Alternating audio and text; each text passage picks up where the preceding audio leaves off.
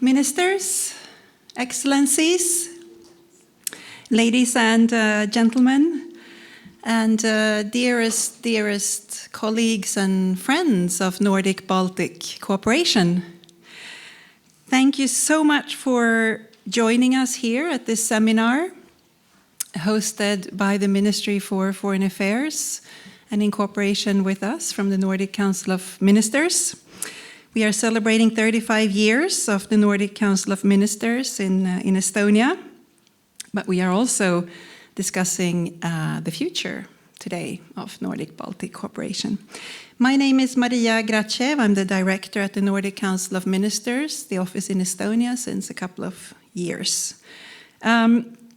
Before moving into the program of today's seminar, I would just like the audience to know that the seminar is filmed. It is not live streamed, but filmed, and we have, as you can see, also photographers in place. Now, with further ado, I would like to introduce our first speaker and also our wonderful host of today's meeting. Please welcome the Minister for Foreign Affairs of Estonia, Mr. Margus Tsahkna. Please, Minister, the floor is yours.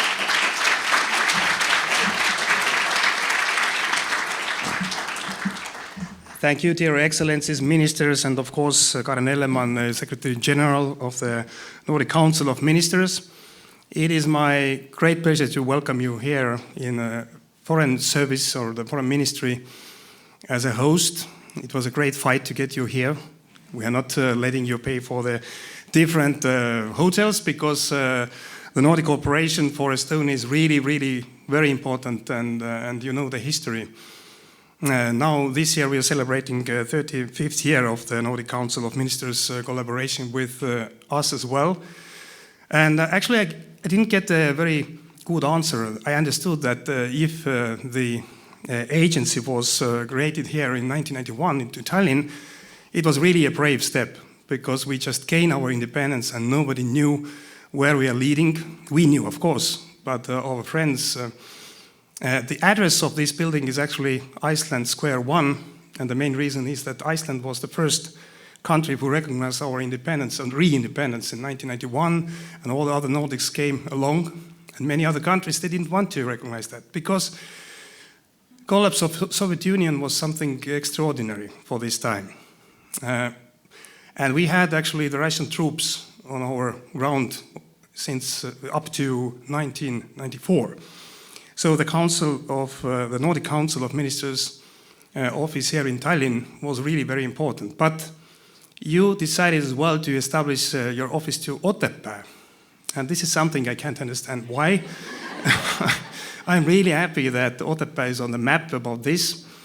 But later on, of course, everything was very logical. This office moved to Tartu, which is actually the second largest city and also the university city, having a long history together with the Nordic countries, mainly Sweden, because the University of Tartu was founded in 1632.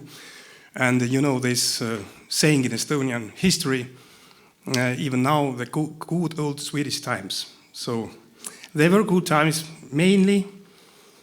Of course, later was worse, but still, the bond is very important. I don't need to explain you how important was for us that the Nordic Council of Ministers and also all the other Nordic countries and the governments and people supported us when we regained our independence, because we had nothing. We had only good memories from the past and also the bad stories from the occupation, 50 years of occupation. And also, we were hungry about freedom, and we wanted to have the freedom. And you can say that this support, not only political, but very practical one, about moral, about financial, about the processes which helped us to declare where we belong to, I mean European Union, I mean NATO. So all these processes, you were all very much supported, and we did our part. And now I can say that 35 years enjoying the freedom, investing to that, we know that the freedom is not granted. We need to invest every day to these values, what we share about freedom, about democracy, about personal rights, about the way of living, what we enjoy every day, and unfortunately, the end of history times, what we were witnessing, or some said the end of 90s and the beginning of 2000s, that now everybody is joining their hands and the prosperity will come to the world globally. They were not unfortunately right. So this collaboration, this natural cooperation, it is crucial for us, it is crucial for the Nordic countries, but it is crucial as well for our neighbors. We have very bad neighbor, but we have brilliant neighborhood. Let's use this opportunity, as well supporting Ukraine. The war, the Russian aggression war against Ukraine is something which changed our region as well a lot. And I think that the utmost outcome on political and people's will level was that Finland and Sweden joined the NATO, and it really changed our understanding. And I'm really happy that my friend Tobias Billström is here, who used to be the foreign minister of Sweden at the same time when Sweden was on the way, not because of Swedish people, it was hard, but it was some other allies. But it is done now, and it's really, really very important. About Finnish people, we knew that it will happen some days, because Finnish people are very practical as we are. 1,300 kilometers common border with this bad neighbor. But actually, the Swedish people changed their position after 300 years of neutrality. It is actually the very clear manifestation that we understand how bad is our neighborhood and how much we need to collaborate. So I'm really happy that the Nordic Council of Ministers are very active. And also I can say that my political party, who jumped into Estonian political life 2023, we had in our program the goal that Estonia should become the official member and full member of the Nordic Council of Ministers. And I see already worrisome faces of some ambassadors here. But I do hope that it will happen in one day, maybe.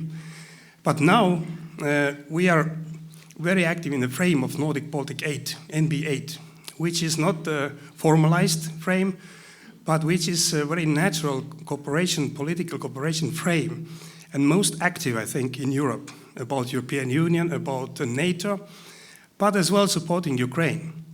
And I'm very proud, but maybe not so happy, that actually the Nordic-Baltic countries, together with Germany, Poland, and Netherlands, we are carrying the main burden of supporting Ukraine, militarily, financially, and as well politically. So this is our responsibility, but we need to bring in all Europe and also other countries to understand how important it is to define our common security architecture in this region. And also, uniting Europe is very important. Enlargement process of European Union is a political one.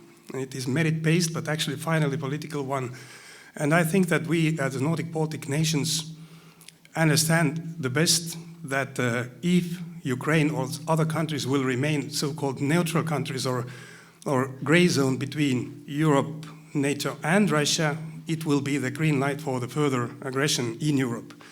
So this is something we work together every day, and the Nordic Council of Ministers is not mainly the political organization in the meaning of foreign policy or the defense policy, but all the other topics as innovation, as education, as digitalization. You know, there is lots of opportunities, and this is our responsibility to take this way or this path together. Thomas Hendrik Ilves, our president, at the time in 1999, said that his goal, and maybe Estonians' goal, is to become another boring Nordic country. So this is as a quality mark. I don't know whether we are there or not. We are definitely a Nordic country, but all together of us, we are not boring, because time is changing. As I said in the beginning, that freedom is not granted, and we know it. We are very practical. But the same values we're standing already hundreds of years, not during the last 35 years. It's very important to understand that we need to work every day together. So I'm not going to be long. I do hope that Today will be an important day of different panels, discussions as well, friendships. And I'm really, really happy that Estonia is holding this 35 years anniversary of the Nordic Council of Ministers here in the Foreign Ministry building. Actually, this building was built for the Communist Party headquarters in 1968. So everything can happen. Good things can happen. So thank you. Thank you very much.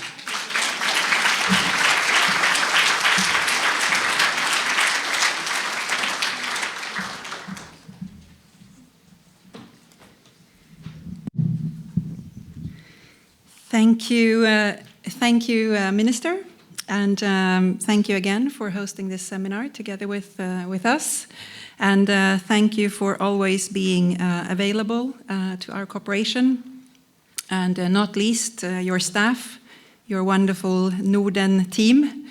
We have Mikael Leidre, and we have Ahti, and we have Celia Kuningas, and several colleagues who are always available and a pleasure to work with. So thank you for that. As to our next speaker, I would like you to welcome the Secretary General of the Nordic Council of Ministers, Ms. Karin Elleman. Secretary General, the floor is yours.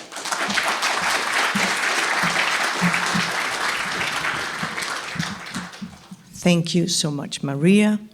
Thank you, Minister Zachner. It's really a pleasure to be here. I've been given such a warm welcome. I've been here several times, but it always feels like being home. And so glad that you are hosting this seminar today, and this very important mark of 35 years of cooperation on the day of, well, Baltic-Nordic cooperation. And it's also great to see that this room is filled up with people. There was a limit, and we filled it max. That's fantastic. So thank you to all of you organizing. I would like to take you back almost 35 years, because in August 1991, actually the 24th of August, it was a Saturday afternoon, I was at my home, and my father picked up the phone, and my father was at that time the Minister of Foreign Affairs in Denmark, Uffe Ellemann-Jensen. And at the other end of the line was his Estonian counterpart, Mr. Lennart Meri. How could Meri, in August 91, and that was 24th of August, how could Meri make a phone call to Denmark from behind the Iron Curtain? Some might ask. In front of me, there's an example. There you see a cell phone, 1991 model. That model Meri used on that specific day was not the Ericsson. Let's have a bigger Nordic competition here. It was actually a Dancall phone, because my father actually gave that phone to Mr. Lennart Meri. But it's an example of extremely important Nordic-Baltic cooperation, because, yes, that phone was smuggled into Estonia, wrapped up as a pair of skis, very creative. It was Finland who provided a Finnish mobile subscription, and it was actually Sweden who provided the antenna that made it possible to actually have a phone and make it work. And it worked. And what did Lennart Meri say? Well, he told my father that Estonia, Latvia, and Lithuania had established your own borders, your own border controls towards Soviet Union. And that call meant that Denmark the same night announced, I acknowledge that Iceland was first, but the night before, Denmark announced that they could now resume diplomatic relations with all three Baltic states, and all Nordic states followed very quickly. I must have heard this story 1,000 times, and I just have to say it still moves me, probably you as well, every single time, because it really tells a tale or a very important story that sometimes these very complex international issues can actually be solved pragmatically through human relationships.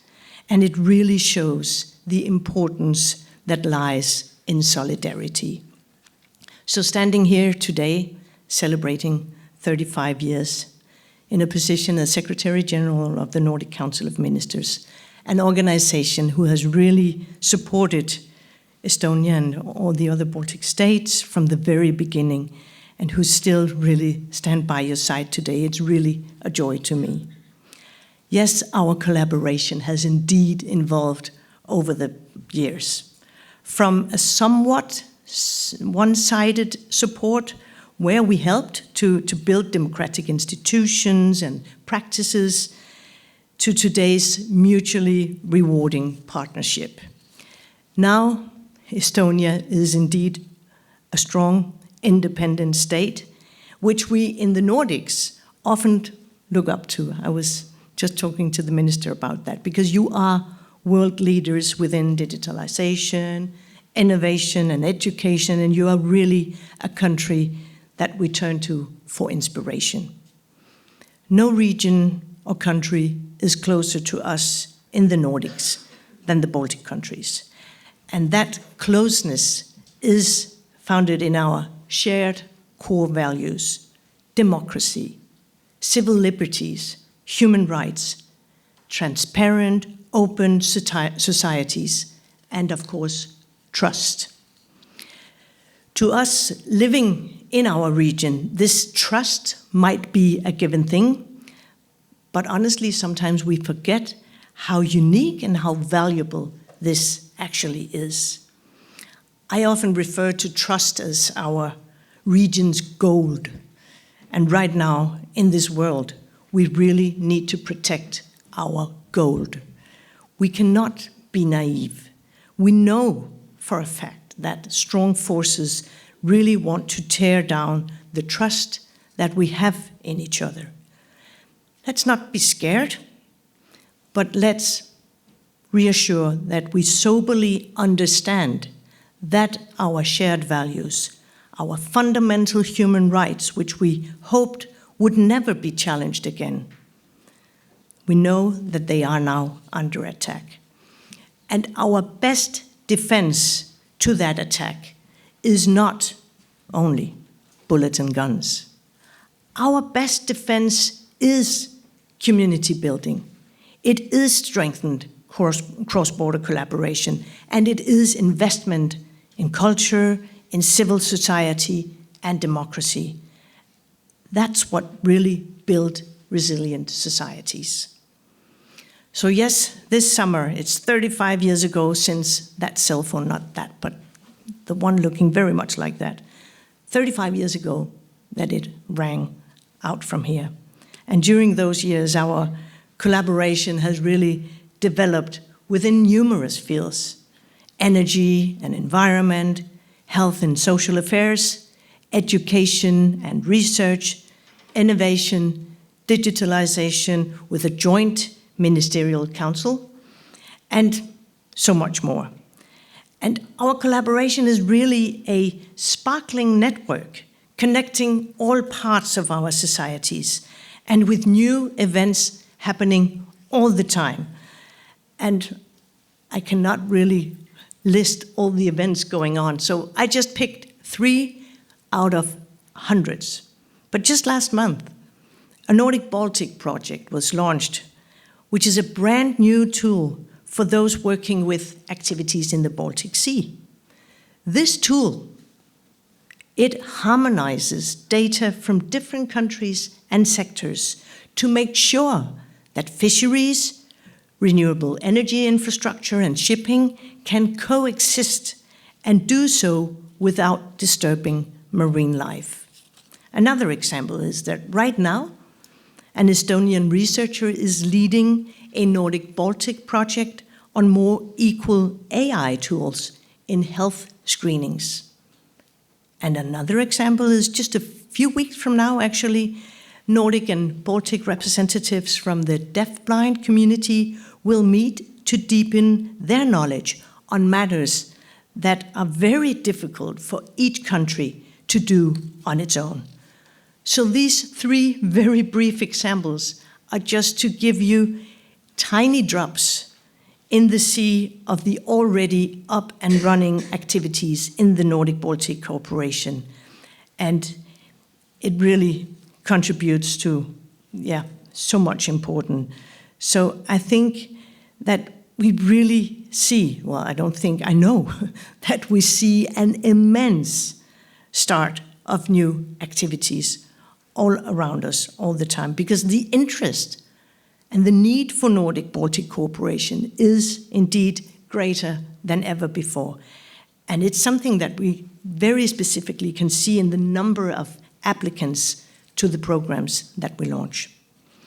This year, the presidency of the Nordic Council of Ministers is held by Denmark and the Faroe Islands. And one of the presidency's priorities is to further enhance the collaboration with Estonia, Latvia, and Lithuania.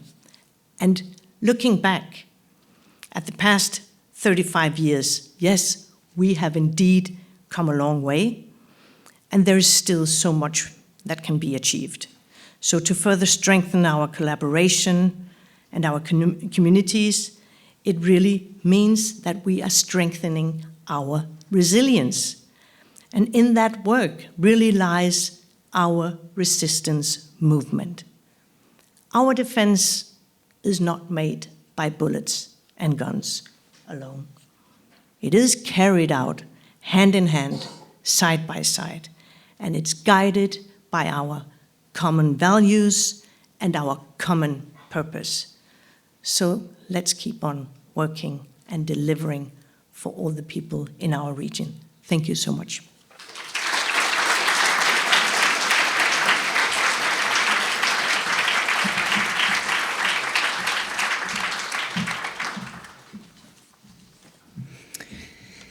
Thank you, Karen. I would like to say thank you to Estonia as well for always receiving our Secretary General as the rock star that she is. I'm personally also very grateful, given that she's also my direct manager. So please keep welcoming her in that very, very warm way that you always do. The Secretary General mentioned this phone, and you might wonder why it's here. Before we move to the next point, I will just say a couple of words about this rather heavy brick of a phone. When our office was established on the 30th of January 1991, it looked very different from what it looks today.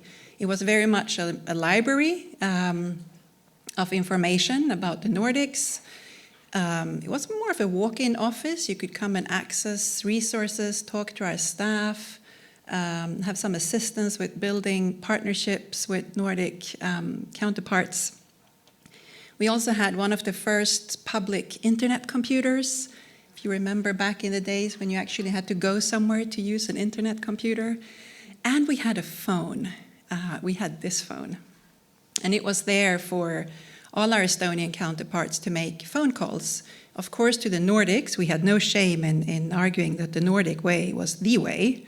But that phone was also used, as Karen mentioned, by Lennart Meri. It was considered to be a safer line than the line at the ministry at the time. And we're, of course, very, very proud of this phone. At some point, it went sort of out of date.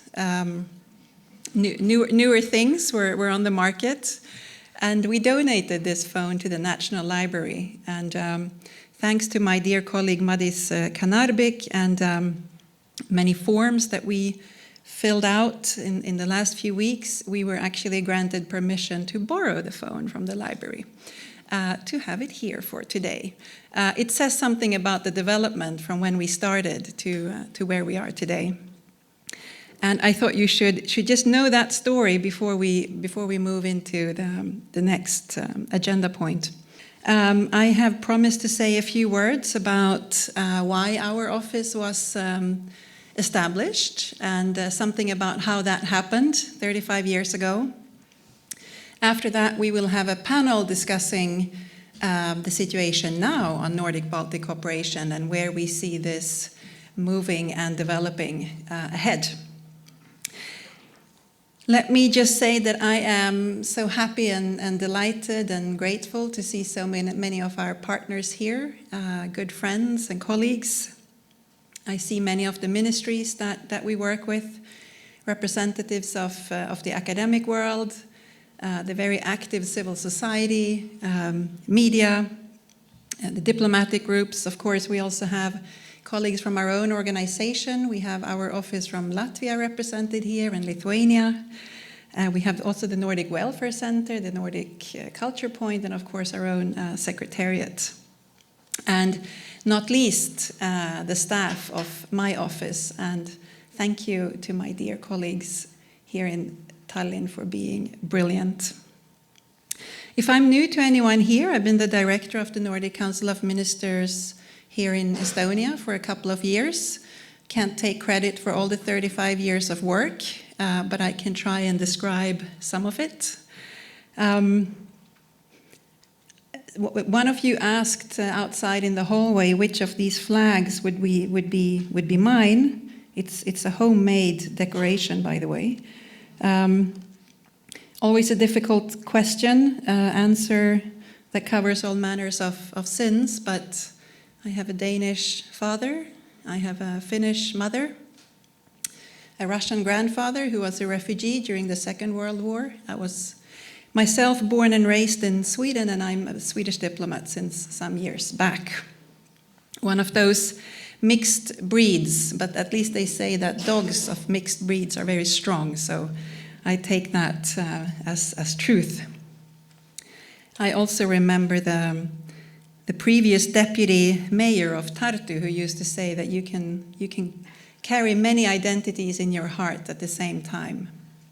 And I think in a world with the polarization that we're seeing and the need for social cohesion, I'm proud to carry many of those identities.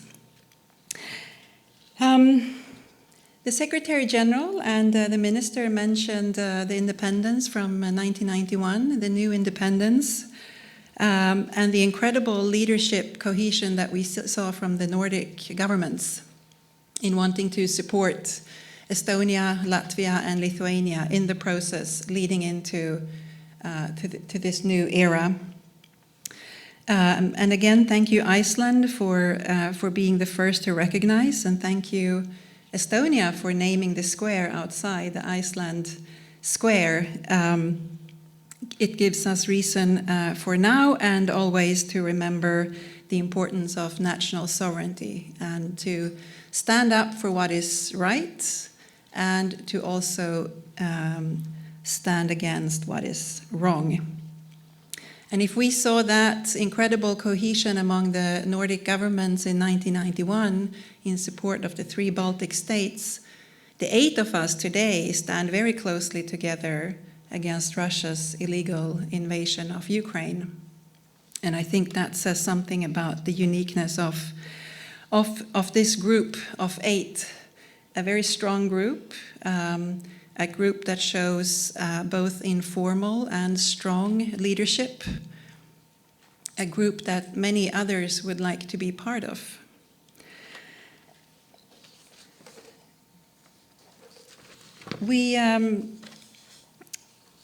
I mentioned the phone here, which was in our office back in the early days.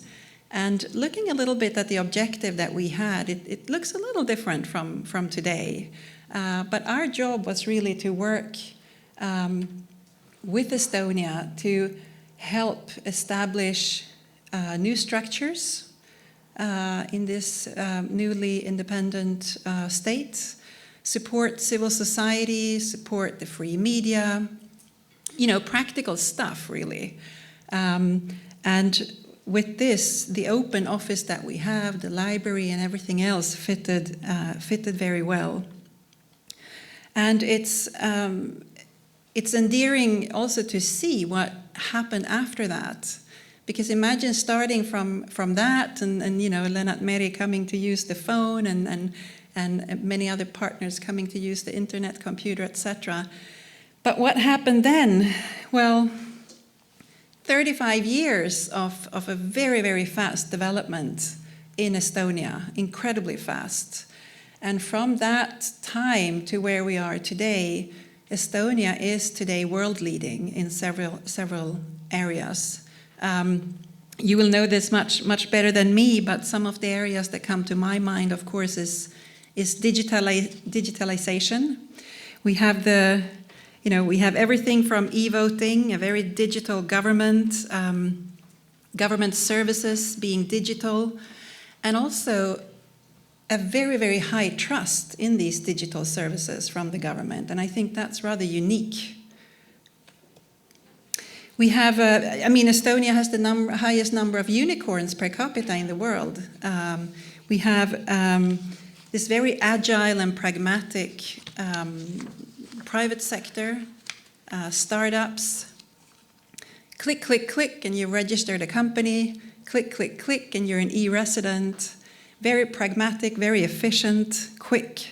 There's not just Bolt and Skype, but there's, of course, much more. The first country to introduce the electronic ID system.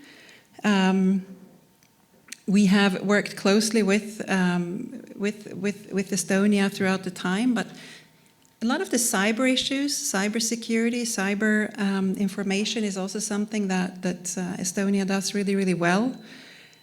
We have worked a lot on cyber battles, engaging young people, in particular students of technical universities. We have realized that we can't really teach them about the techie stuff. They're already students of, the Royal Technical University or something like that. But what we can teach them together is actually values and ethics. We can work with these young people to help them think a little bit about what kind of future they would like to have. Who do they want to work for? Do you want to work just for the income and the money, or do you also want to work for values that correspond to what you have in your heart? I believe that this is one of those nexuses where we should continue. This is something we do when we are at our best. Education is another area where Estonia is very strong. We will be welcoming the Minister for Education shortly. It's not just the PISA scores that are at the top. There's a very brave reform going on in the schools, which is incredibly interesting. We have many visiting Nordic delegations coming here wondering, what is it Estonia is doing right in education? Very inspiring. We have Estonian researchers, part of research projects through our own agency, Nordforsk, that is handling a lot of the research and research grants for the Nordics and the Baltics. Estonia is investing large amounts, but has also been awarded more research projects than any other Baltic state, and is almost shamefully successful. And Estonia is not only part of projects that relate to digitalization or AI, but also political inclusion, radicalization, or sustainability issues related to forestry. In Nordplus, one of the oldest cooperation areas that we actually have in our organization, Estonia does incredibly well and is sort of gaining more and more every year.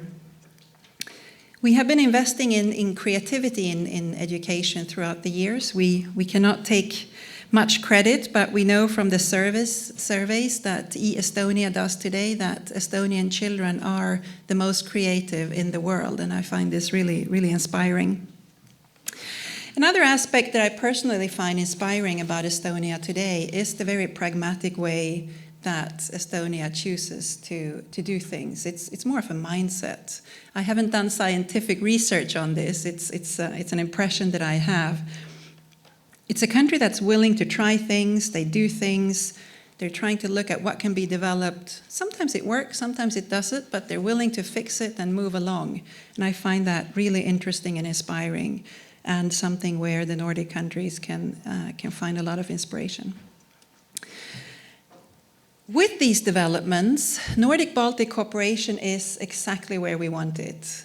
It's for mutual gain, it's equal, and we can learn from each other. And if we look back to 1991 when we were founded, this is exactly what we wanted. We wanted to establish these contacts. It's normal practice today for ministries or civil society or academia or others between our countries to pick up the phone or send an email and contact each other. And again, let me just remind you that this is exactly what we wanted to create. This is integration. Mission is not accomplished. We have a lot more work to do, and we will get to that once we have our discussion panel here. Some of the priorities that we have today is, of course, linked to social cohesion. We do not need to agree with each other all the time, but we do need to know how to work together, how to talk to each other, how to identify what resources we have in our societies, how to use them. A resilient society is really a community that can work together and use the resources at hand. We work a lot on deepening democratic values. Democratic values are challenged today. It's important that we stand by these and do everything that we can to support them.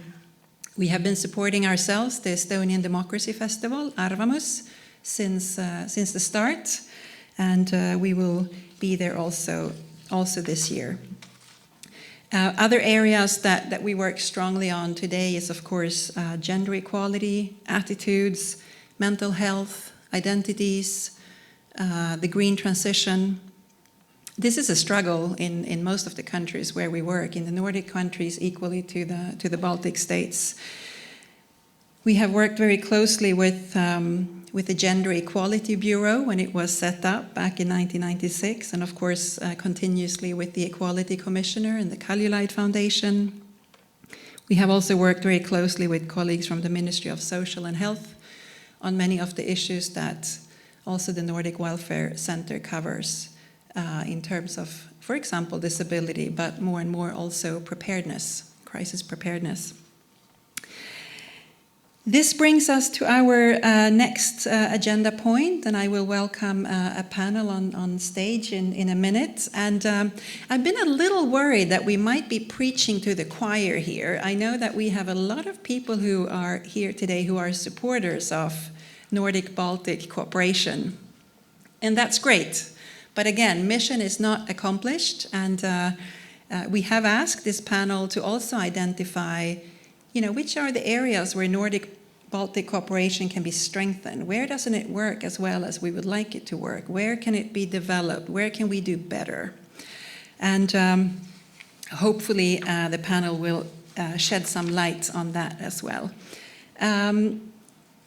This panel will be moderated by Ambassador Tony Snirk, Ambassador at Large for Baltic Sea Cooperation from the Estonian Ministry for Foreign Affairs, and I will let him also introduce the panel. Ambassador, please, the floor is yours.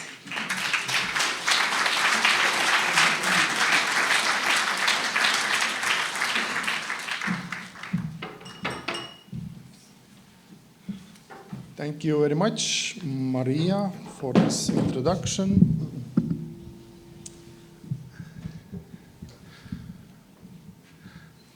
And could I now ask our distinguished panel to join me in the podium? Ms.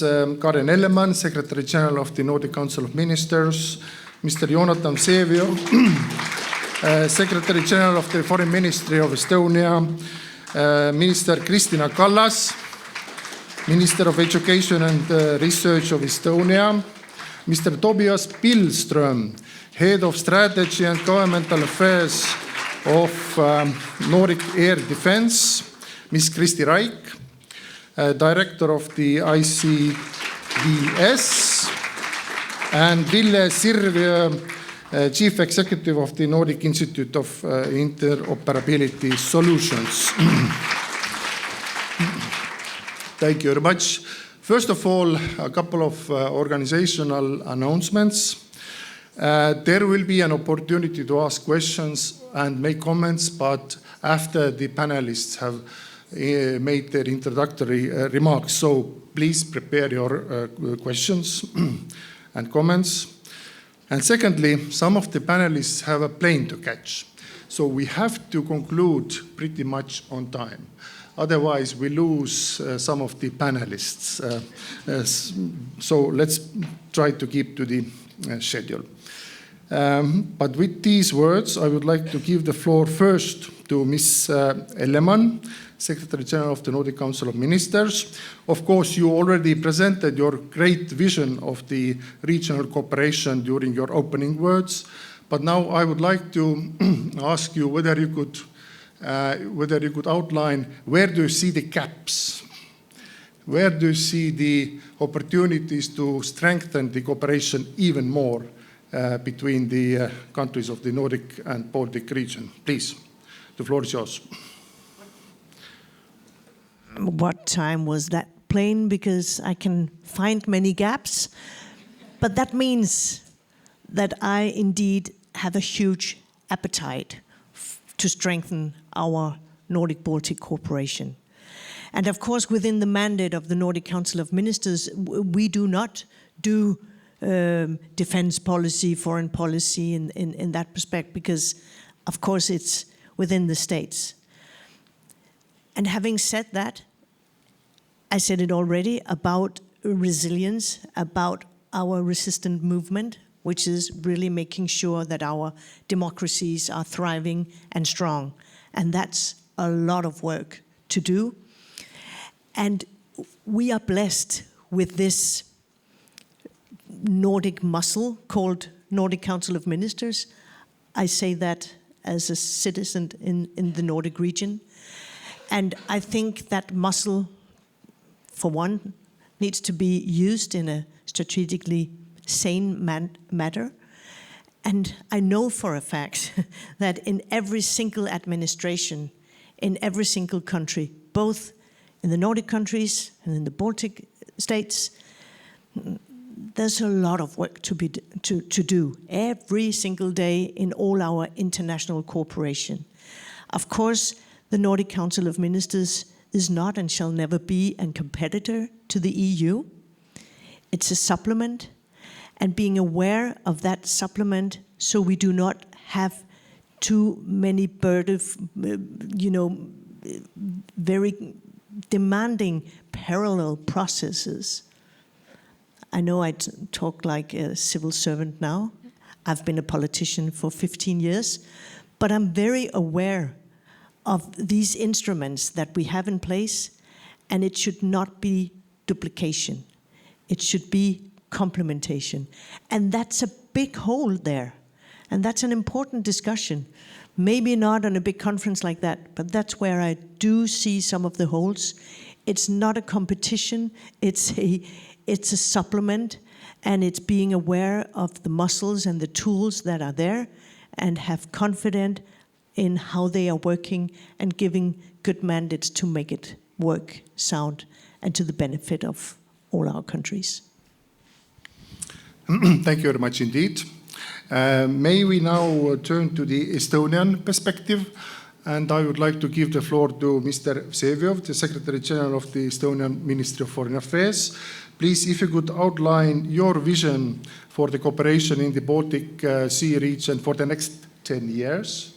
Where are the main opportunities and challenges, please? Right, so good. Thank you, Dennis, and thank you all for being here. The audience speaks for itself, must be a popular topic.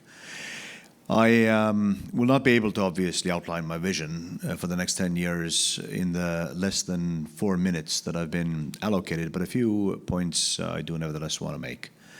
From the perspective of the Foreign Ministry, there is another Estonian perspective on the stage here. But from the perspective of the Foreign Ministry, let me just start by saying that the group of nations, Nordic and Baltic countries, were extremely like-minded. Preaching to the choir was mentioned earlier. We're preaching to the choir here because we are like-minded, not only with regards to the challenges that confront us, but also with regards to the most basic of values that we share in our foreign policy, in our domestic policies. And when we look at the world in general, we must admit that the overall situation is becoming more and more dangerous for the values that we hold dear and try to promote internationally, try to defend at home.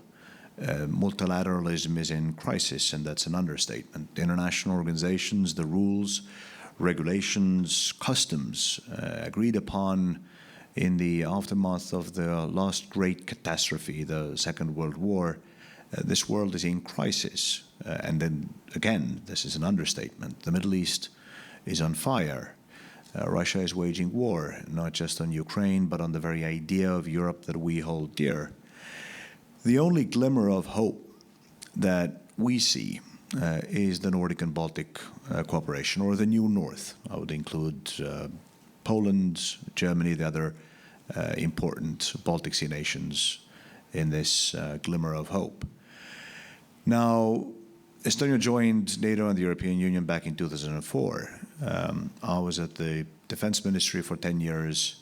I lived through the early years of Estonia's membership in NATO. I remember vividly how it took us years to even figure out what our interests as an ally were. It took us additional years to bring collective defense to Estonia, to establish the framework that actually fulfills or enhances the credibility of the NATO collective defense. We've said this often, I'll say it again. The fact that Finland and Sweden are now members of NATO provides us with an opportunity unlike anything that we've had during our independence. They are NATO allies. They're obviously EU member states, but they're now NATO allies. It will take years for that to benefit the region in the ways that Baltic states membership in NATO benefited us. NATO membership for Finland and Sweden should thus be seen as an opportunity to build a truly regional defense and security framework encompassing not just the Nordic and Baltic states, but the whole Baltic Sea region. If we play our cards well, if we move fast enough, then we have a chance of building a region that can withstand the difficult years for European and wider international security. We've said this often. Together, we're no longer a group of small nations.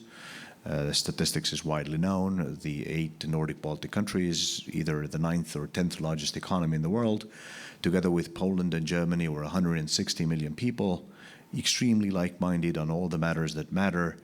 If we build a region, then we should be able to live through the difficult years ahead of us. Thank you. Thank you for these remarks. Could we now move to Ms. Kristina Kallas, Minister of Education and Research of Estonia? Of course, education and research are very, very important and crucial areas where the regional cooperation can contribute a lot. So I would like to ask you, Minister Kallas, what should be the key objectives in these areas for the next, let's say, 10 years? What role the Nordic Council of Ministers can play, and where the Baltic states and in particular Estonia can contribute? Please. Thank you, Tõnis, and nice to be here actually in this panel, because Nordic-Baltic cooperation has been one of my, the areas that I love the most, because it's the area where the cooperation is in a way easiest. And that's what Jonathan started with. When we look at the Nordic-Baltic region, we have a population altogether of 34 million, something like this, 35 million. That's smaller than Poland, like one country. So, and that's approximately 7% of EU's total population. We are very, very tiny when it comes to the human resources. We have very limited size size in human resources.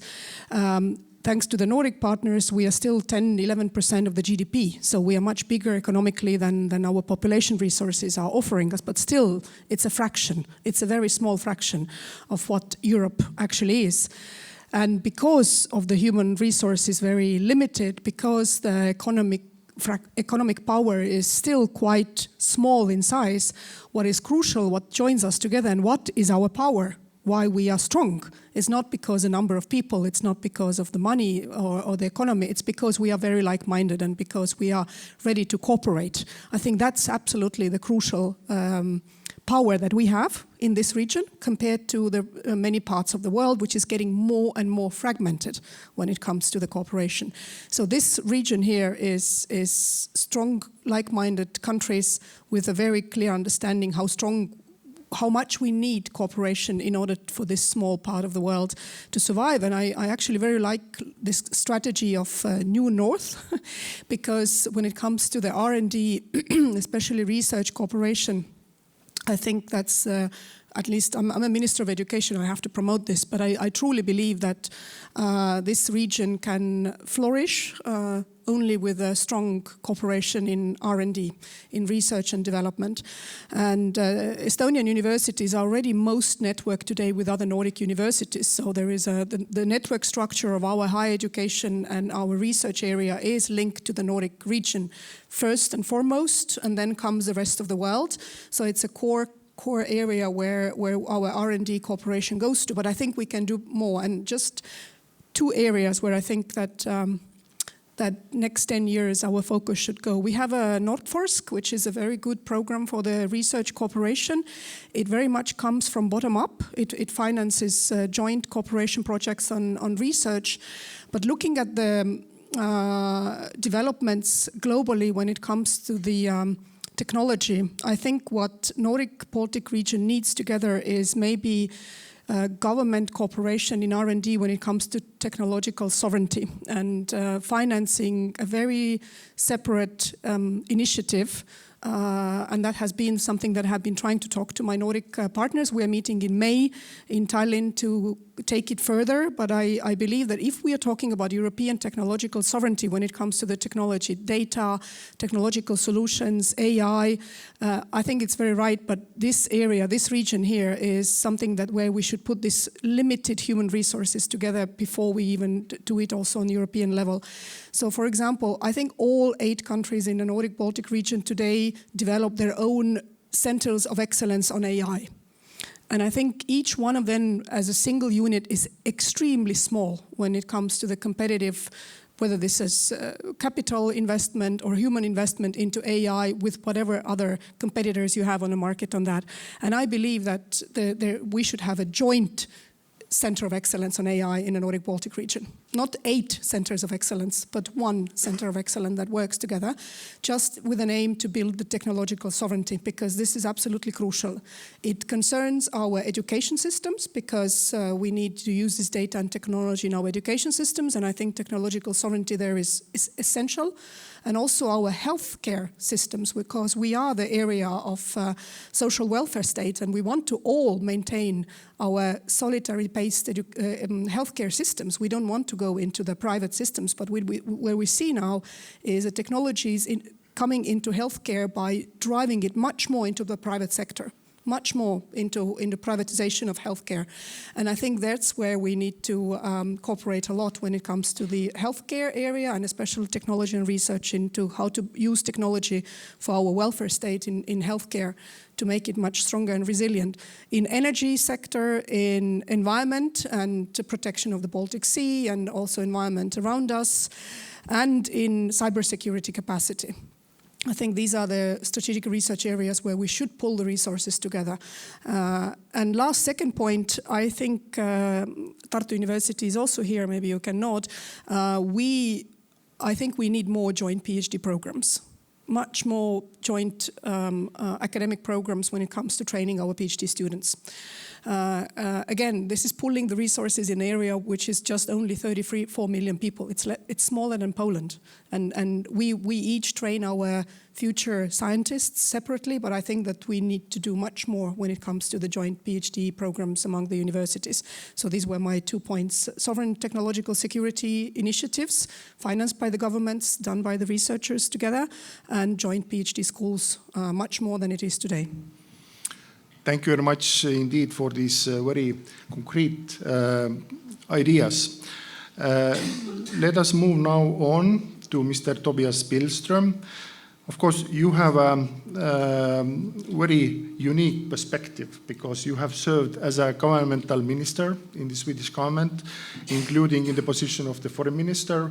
And now you are representing the business sector and in particular the defense business, which is booming in Europe today. So if you could share us your views on where the regional cooperation is working well, where there are gaps and problems, where we can do more, and in particular what role the Baltic states and in particular Estonia can play to strengthen the cooperation. Please. Well, thank you very much, and it's really lovely to be back here in Tallinn and in Estonia for a number of reasons, but mostly because I think, starting where you left up, Ambassador, Estonia is such a very prime example of a country which is really showing the rest of us how you need to go about things when it comes to, as you mentioned, cyber. Estonia is by far the most leading country in our region, but also when it comes to taking defense seriously and trying to integrate as many capacities as you have within your business sector into the question of defense. Right now we are seeing, with the events in Ukraine and in the Gulf, the need to take air defense seriously. And of course it makes sense, doesn't it, when you represent the country, when you represent the company called Nordic Air Defense, to bring it forward from that perspective. But I will be very practical about this. I think that it always pays off to put things into a historical perspective. When organizations like the Nordic Council and the Nordic Council of Ministers were founded in the 1950s, things were very different in our region. Norway, Denmark, Iceland were NATO countries. Sweden and Finland were non-military aligned countries, and Finland had its pact with the Soviet Union after the Second World War, and the 3 Baltic states were occupied by the Soviet Union. All that is now history. It is gone. And not only have, of course, the Soviet Union been gone for a long time, now also Sweden and Finland have become NATO member states. So we are able to do a lot of things nowadays which we couldn't do before. We can use all these formats. The Nordic Council, the Nordic Council of Ministers, the MB8, the N5, the CBSS, the Council of the Baltic Sea States, in matters relating to defense and security, something which was impossible before, but which isn't anymore. And I think we should start there by using these formats, because we live in a region which is by far perhaps the most integrated region in the world. When I was foreign minister, I was often courted by ministers from other countries, let's say the Gulf states, who asked, how come that you in the Nordic states are so integrated? How come that you do so many things together?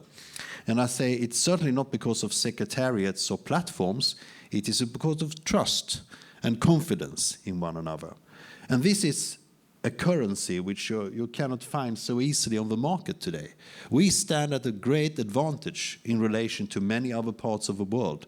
You said it very clearly. We have, if we take our economies together, only the Nordic and the Baltics together, we actually have an economy which is larger than the Russian Federation. Sometimes that is forgotten, but we should remember that. If we take on board Germany and Poland into this family, all of the countries around the Baltic Sea, we have more than 50% of the GDP of the European Union in our region. And if we take on Ukraine in the years to come as a member of the European Union, we will also have 50% of the population. Something big is about to happen within the European Union, a big shift to the northeastern corner of the Union, from the south and the west. And we should be prepared to do something about this and be better integrated and better planning for that future. And coming back to defense, I have 3 concrete proposals to make. The first proposal is to update the Helsinki framework so that it is in tune or in line with where we stand today, so that we take on defense and security and task the foreign ministers with the help of the defense ministers to stamp out a platform which could then be presented to the heads of governments and states, so that we close the final gap which we have in our cooperation within the family. Secondly, this is more a general observation, I think that we should use the formats that we have in a consistent way of always trying to improve.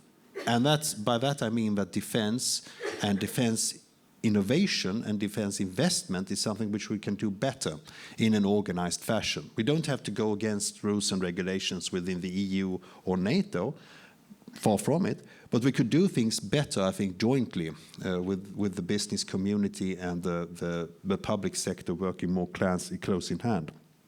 And secondly, I think that we should expand the Nordic Council so that the Baltic states become members.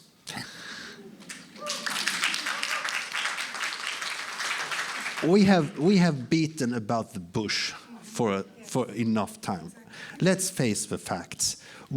Why are we sitting here pretending? I saw the flags in the beginning. Why are we pretending that the Nordic Council is only the Nordic 5? That's not the case anymore. And since I'm no longer a foreign minister, I can say whatever I want to. And so I'll say this. And I think that the time has come to do this expansion. In my book, which I published last year in Sweden, sorry, it's only available in Swedish, Skarpt läge, I outlined parts of this, which I'm already mentioning it to you. So it's in black and white already. I'm not making it up as I go along. So that is what I have to say. These 3 proposals I put on the table for people to do what they want to. And I'll finish here. Thank you. Thank you very much indeed. Thank you very much indeed. That was not a mic drop, by the way.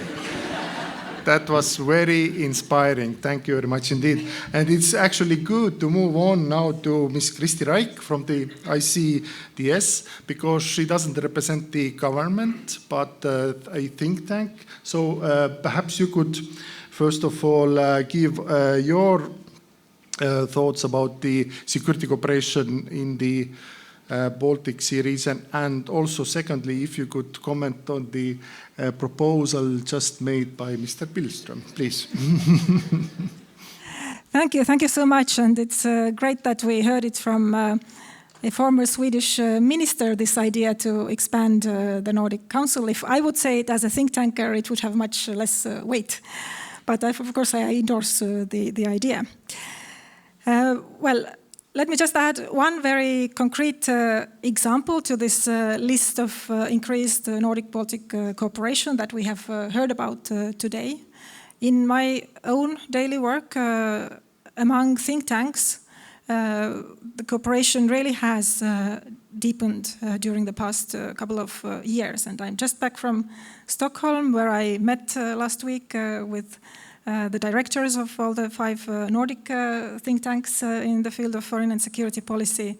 And last week we launched a series of briefs written in cooperation by the 8 Nordic-Baltic think tanks in our field. So this was the first one, and there will be then altogether 8 briefs that we intend to publish during this year, and you'll find them on the websites of all our 8 think tanks. The topic of the first brief was how to further curb the Russian shadow fleet in the Baltic Sea. So very, very concrete cooperation going on, and we intend to raise the level of ambition next year. Now it's a series of short briefs, but we are hoping to do something more broader next year. Now, looking at the general picture, well, Jonathan already described this time of global disorder, which also means heightened existential danger for especially small countries in our region, and especially the ones neighboring Russia. And we really have to understand that agency of smaller states matters a lot in times like this. It is actually existential for us that we need to make every effort to maintain our freedom, our democracy, our security, because nobody else will do it for us unless we make these efforts ourselves. I have just published a piece titled "Small States Have More Power Than Trump and Putin Think," precisely with this idea that, look, countries in our region, the Baltic states, even Finland, Ukraine, we would not exist as sovereign nations unless we were really determined to work hard ourselves in order to make it possible. And it's especially in moments of global disorder or rupture, whatever concept you prefer to use, when these efforts are particularly crucial. And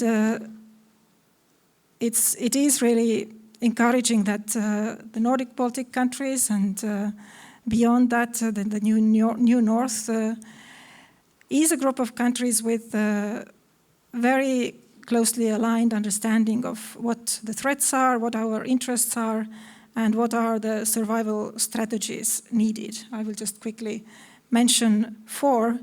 First is the national defense capability and defense will that we are all working on closely together. Second is seeking shelter from big Western allies, which is not possible unless we do the homework, the first point, well. But yes, we are now all in NATO, and that helps a lot. Third is making ourselves indigestible for a foreign invader and resilient to hostile foreign interference. Again, a very clear shared understanding and cooperation is going on in many aspects of how to do it. Be the hedgehog that no big power can imagine to swallow. And the fourth point is to show solidarity and work together. And here, of course, we all know that the Nordic-Baltic countries have been leading supporters of Ukraine. But this is certainly an unfinished business, and it is not getting easier as the war in Ukraine is further prolonged.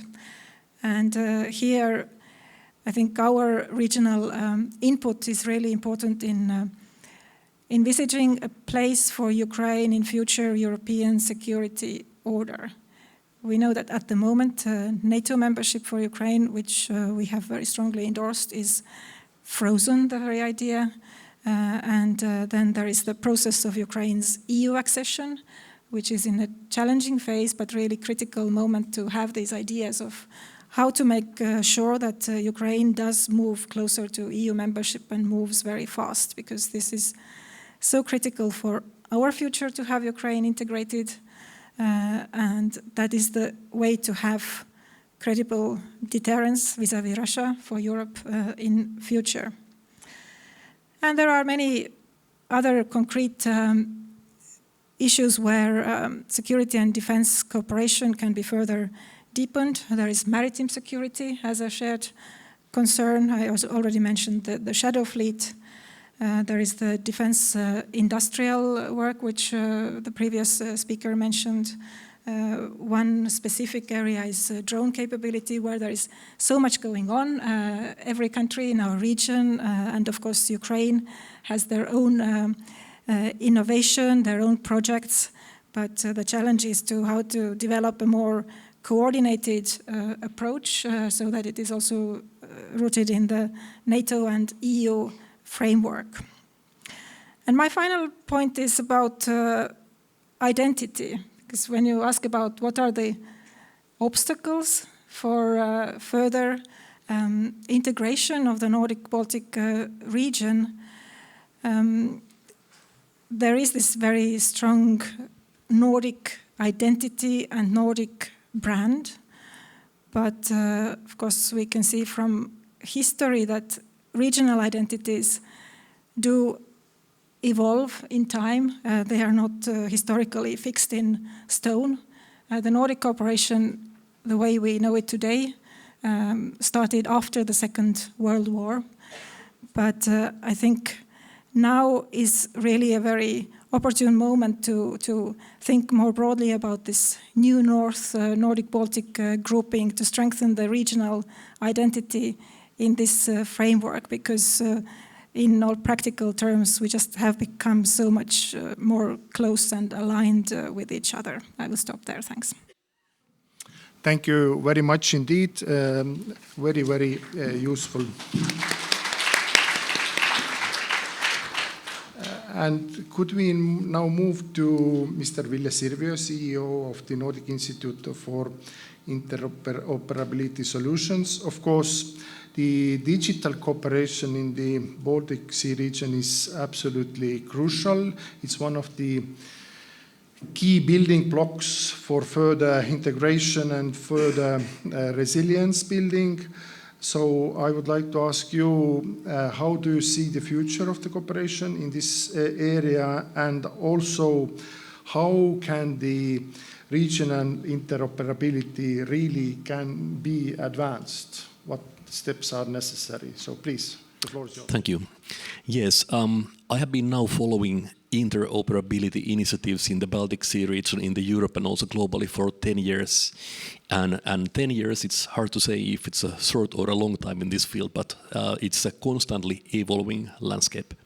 So 10 years ago when I started, I could see that the Nordic countries, the Baltic countries, were all developing their national interoperability and digital solutions. In a couple of years, the focus was shifting towards cross-border interoperability in Europe. And with the cross-border interoperability, we could also see an increase in the Nordic-Baltic projects, which were aimed for increasing connectivity in the region. And we have also heard about the goal of making Nordic-Baltic region the most connected region in the world and so on. After this development, we could see a next generation of data interoperability and data sharing coming. It was the data spaces, which is the technical concept which is now evolving in Europe. At the same time, well, we have seen Nordic countries, Baltic countries being very successful in some of the international measurements and indexes of digitalization in Europe, like the DESI index in Europe. Nordic countries have been quite often leading, Baltic countries doing pretty well. The challenge is that we can ask ourselves, are the criteria of these measurements valid today and valid tomorrow? We have a strong legacy in digitalization in good and bad in the Nordic region, but what does it mean that majority of the developments in the digital domain are today taking place in Central and Southern Europe? Should we look into it carefully? Should we participate increasingly together as a Nordic-Baltic region or separately? But I mean, what I'm seeing is that new things are coming and we should be in the same table. I agree with the idea that we have to build strong Nordic region or new Nordic region, however you want to call it. But at the same time, we should ensure that we are in each and every table in the Central Europe when our future digitalization is being designed. And this is an area where I see lots of space for development, so we should avoid being in our corner when the things are happening elsewhere. At the same time, if we look into the existing Nordic, Baltic, and especially Nordic digitalization projects in the public administration, many of those are technically already based on common European building blocks. So actually, if we dive deeper, we can see that the technical layer is already running on European Commission provided solutions. And what is the strength of the Nordic-Baltic cooperation is implementing those technologies and platforms and solutions fast. So how I'm seeing it is, like Secretary General said, it's a complementary or supplementing role which exists there. It's not replacing each other, but the Nordic-Baltic cooperation can actually speed up developments and make us fast implementers of the common European solutions. But it's a reality that if we look into the geopolitics, anything related to interoperability or digital is no longer just technology, it's also political, it's geopolitical. And we have to look into it from that perspective.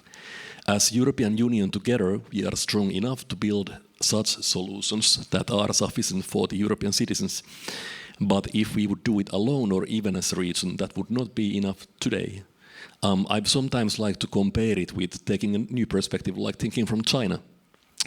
For China, we might be like a small village, and the Nordic region could be a village in a village. So does it make sense to try to build it as a village or to try it being built as the large village or the Europe as whole? So I'm really on behalf of the idea that the Nordic cooperation means we have to be active also elsewhere in Europe. That's how I look into things. Thank you very much indeed. Now we have some time for questions or comments. Please, the floor is open. If you would like to ask or comment, please introduce yourself and also indicate to whom your answer or comment will be directed.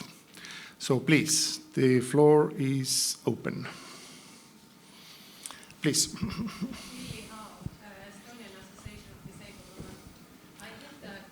Mike will be there as well. I think the question is about air defense and also shadow fleet.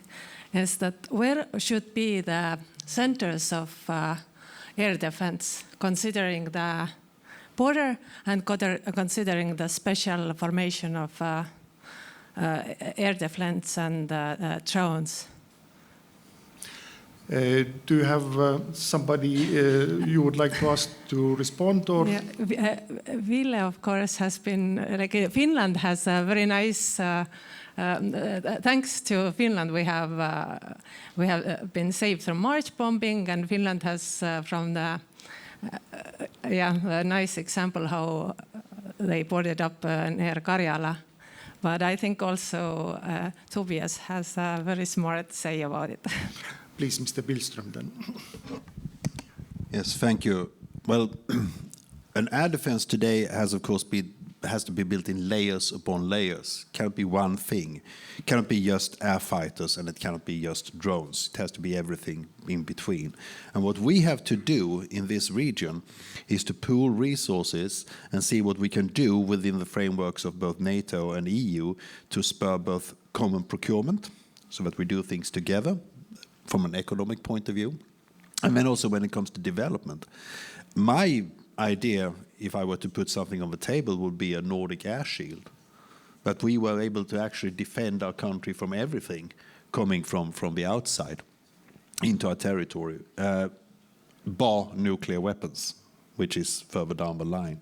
But if we look at threats which are persistent already today, we can see that Iran would already today, with its interballistic missiles, which could reach 400 miles, they would be able to reach our territory today.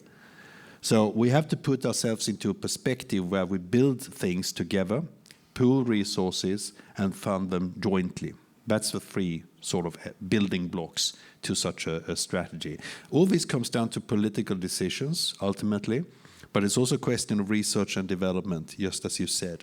Luckily, as I said in my intervention before, we are a region which are able to handle this. Many other regions in the world don't have all these things at the same time, the political will, the economy, and the technology presence. But we do have them. Thank you. Thank you. Ville, would you like to add something? Not yet in my area of expertise, so I pass it over to my fellow panelists.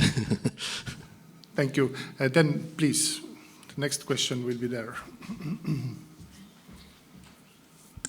Hi, my name is Olga Sitnik, and I work for UNHCR, UN Refugee Agency, and I work here in Estonia, but our regional office is located in Sweden, in Stockholm, and it covers 8 countries, 3 Baltic countries and 5 Nordic countries. So I really feel very well here in this company. And inside UNHCR, we really work, together in this region. But when we look at the asylum policies and migration policies, we see that each country has some differences and some similarities too. So my question is, and it probably I will ask from Mr. Billström, because he was not only the Minister of Foreign Affairs, but also Minister of Asylum and Migration, but all others are also very welcome to comment on that.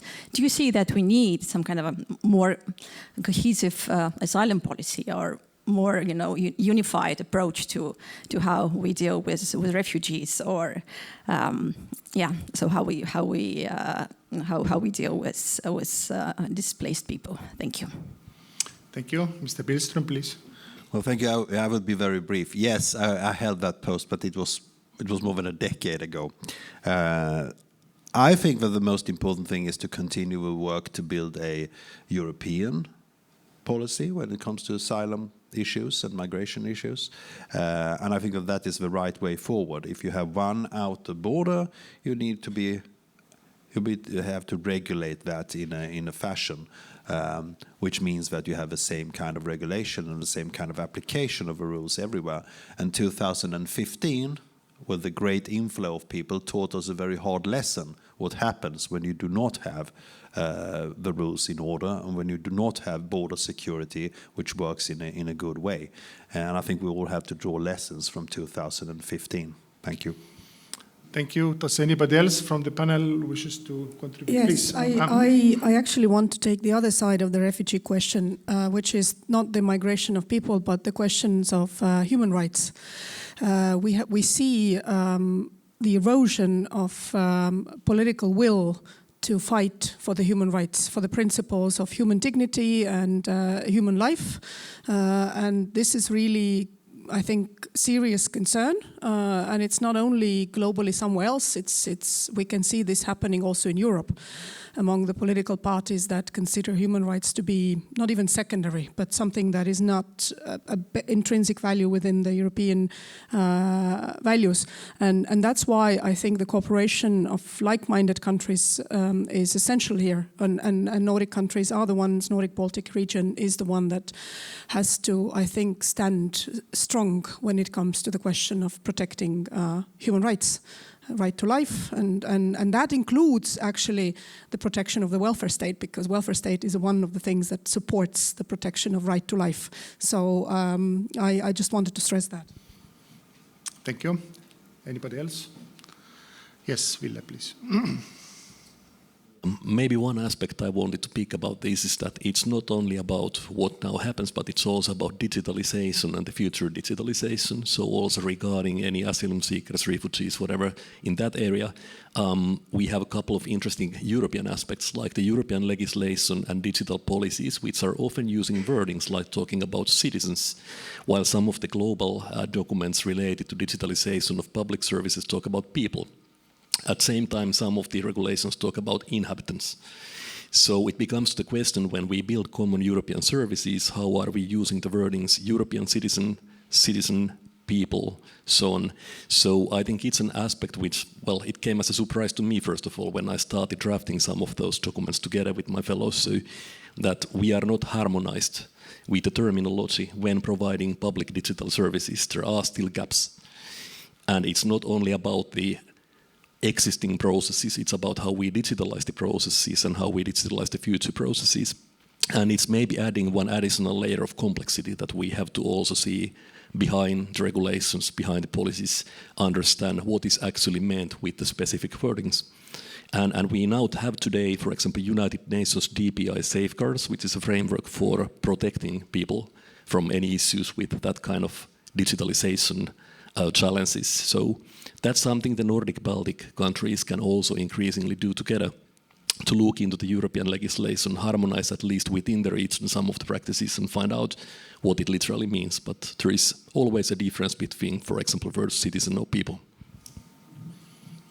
Yes, please, Jonathan. Just very briefly, when it comes to European policies, we are obviously, as the Nordic and Baltic 8, extremely like-minded on the strategy, but the devil is oftentimes in the details, in the tactical choices that we might make in order to pursue the strategy.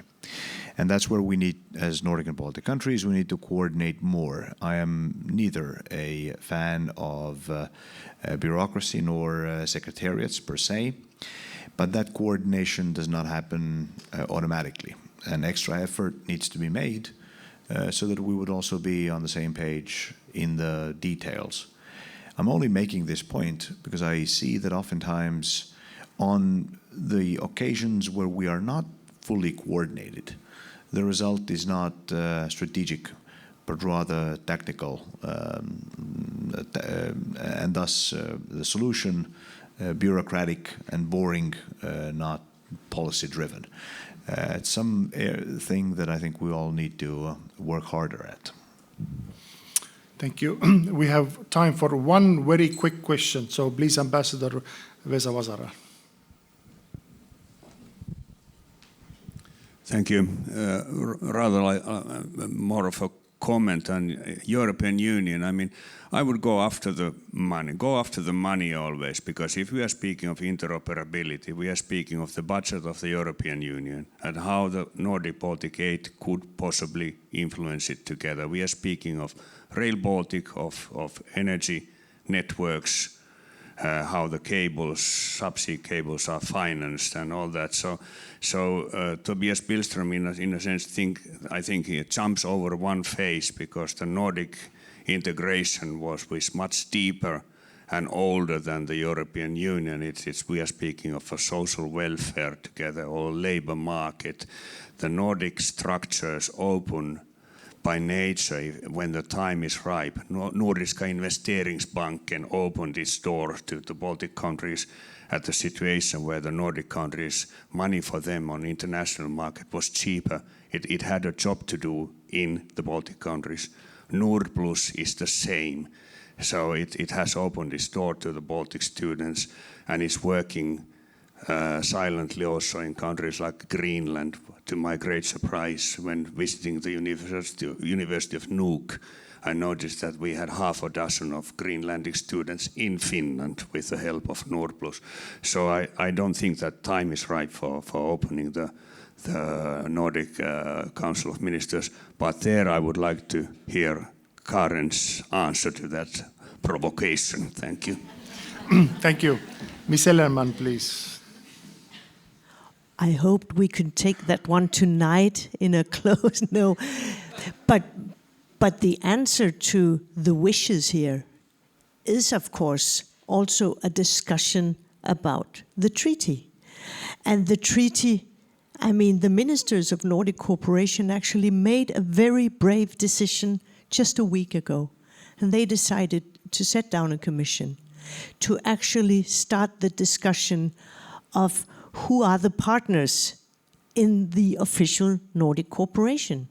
Because the partners today, yes, it's the 5 Nordic states and the 3 so-called self-ruling areas, Åland Island, Greenland and Faroe Islands, are not considered members, but of course in everyday life they are. So the discussion started there. It started with a very clear, basically from the Faroe Islands, but also from Greenland, a very clear, loud voice. We want to be equal partners. And how do you manage that?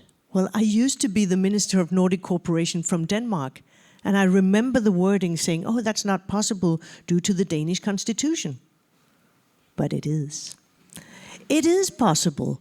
And that's why I've heard your wish. I brought a green book. Green is the color of hope.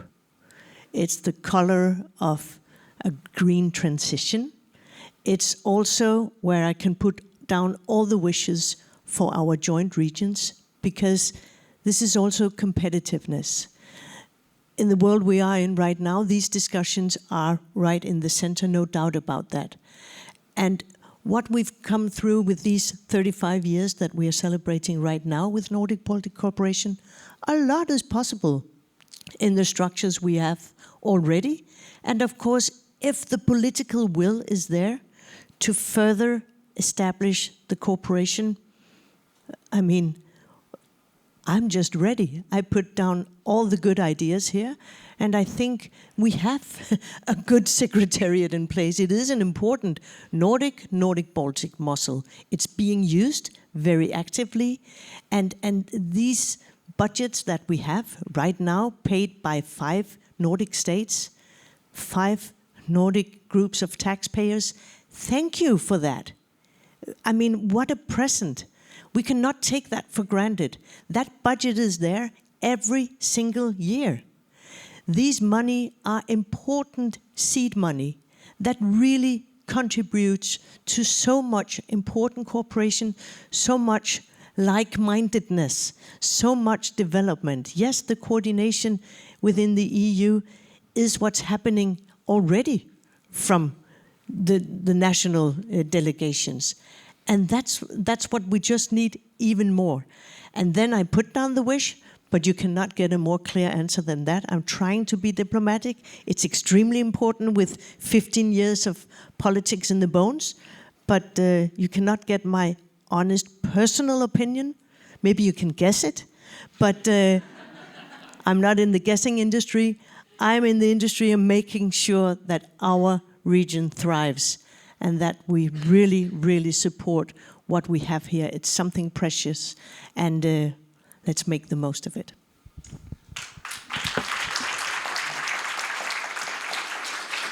On that note, it is very good to conclude this panel.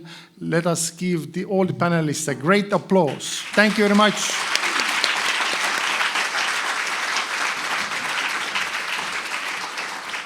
And if necessary, we can discuss also these matters during the upcoming lunch. But now I would like to give the floor to Maria.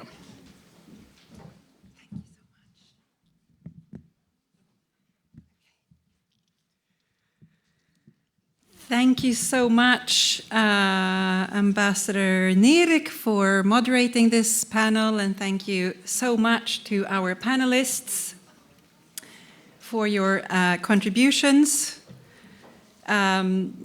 It's slightly difficult to summarize all the good wishes. I think we all want to read Karen's Green Book, where they are probably written down and summarized. But catching a few of the highlights, we are stronger than our numbers. I find that very inspiring. We need more research for development, including joint PhD programs. This is linked to not just security and defense, but also competitiveness, sustainability. I like the notion of understanding what like-minded means in this region of these 8 countries, really understanding the importance of it, what it is, and how cooperation actually works. We have examples of trust, of welfare and welfare states and human rights. Cyber issues, I mentioned that briefly. Estonia is really strong in this area. There are many good reasons for why the NATO Cyber Defense Center is located in Tallinn, I believe. The Nordic countries also have a lot to learn from Estonia, as in so many other areas these days, which is truly inspiring for the Nordic-Baltic cooperation and the work that our office is also doing on a daily basis. The Helsinki Treaty recommendations linked to defense, of course, we heard, incorporate the Baltic states to the National Council of Ministers, music to many of our Baltic and Estonian ears, and again, good suggestions in Karen's Green Book. I think on that note, we use a lot of descriptions such as cooperation on equal footing, cooperation for mutual gain. That's fantastic. Of course, Tobias Billström said it straight and clear, just merge us. A more coordinated approach to defense, security, but also identity. Interoperability, as we heard from Ville Sirviö as well, we can only gain from more cooperation instead of separate solutions, and also looking beyond the Nordic-Baltic region being important. So again, thank you to our panelists for that interesting discussion. We are going to end in a couple of minutes. Our panelists have been given a small gift. We have an institution in our family called Nordgen. It's the Nordic Genetic Resource Center. It's based in southern Sweden, but also with a seed bank in Svalbard. Their mission is to preserve and also to promote the sustainable use of the genetic resources within plant and farm animals and forestry. And each year a selection of seeds and potatoes are preserved also for sale. So instead of buying our dear panelists an interesting book or something something else also interesting, they have been given seeds and potatoes. So anyone curious to know what was in the bags? Some of our Nordic ambassadors were given potatoes from me last year. I'm not sure if you're used to being given potatoes as a gift, but you were. Some of the potatoes have names that correspond to our Nordic ambassadors. I thought that was super fun, but that might be just my childish humor. I think there was one called Marius that I gave to the Norwegian ambassador, and so on. Let's see what was in those bags. Those of you who are joining us tonight will also have the opportunity to pick up a little bag of seed or potatoes in our office. Great. You see, our last slide here is a small celebration to Nordic-Baltic cooperation turning 35 years. We have produced an Estonian stamp together actually with the National Post Services, and this is the design of the stamp. We have all the digital techie things that we need. We have moved far from the phone. But if you feel like sending a real letter and be old-fashioned like I am, or a postcard, then do so. These stamps can be purchased all over Estonia now. And I think it's a beautiful design. And it will be available all year. So again, the sea is uniting us, just as it did in the Middle Ages, but now through also real letters. We now have lunch available outside. There's a light lunch for everyone. Some of our panelists and also our colleagues have agreed to stay on for discussions and questions, and to continue our good thoughts. And, keep adding good suggestions to Karen's Green Book. I think that was the message of today. And in case we forgot to mention, today is Nordic Day. Did we say that? It's Nordic Day. That's today, so it's our big day. Anyways, thank you so much, and again, thank you to the Ministry for Foreign Affairs for organizing this with us, and for the excellent partnership, and for all of you for being here with us today. And thank you, and enjoy lunch.